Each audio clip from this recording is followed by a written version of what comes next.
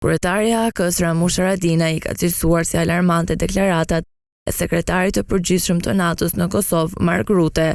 Haradinaj tha se deklaratat e Rutte se Evropa po e rrit prezencën në Kosovë janë sinjal shqetësues për vendin, pasi SBA-t duhet të jenë garantues i sigurisë në vend.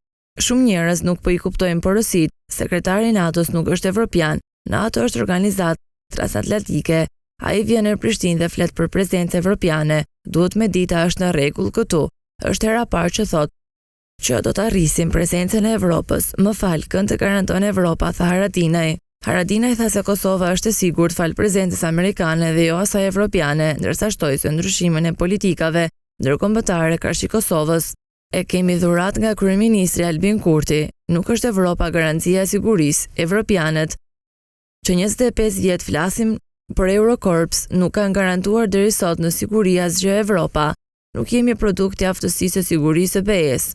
E synojmë antarësimin e BE, por nuk kemi lindur fal veprimeve të sigurisë e evropianëve, por fal veprimeve të Amerikës, Mbretërisë së Bashkuar dhe antarëve të tjerë të NATO-s, tha Haradinaj. Ramush Haradinaj, kryetar i Aleancës për Ardhmërinë e Kosovës, në një intervistë ka deklaruar se është i zhgënjur totalisht me rezultatin që ka arritur partia e tij. Madje Haradinaj thotë se ka përjetuar rënd krejt këtë proces.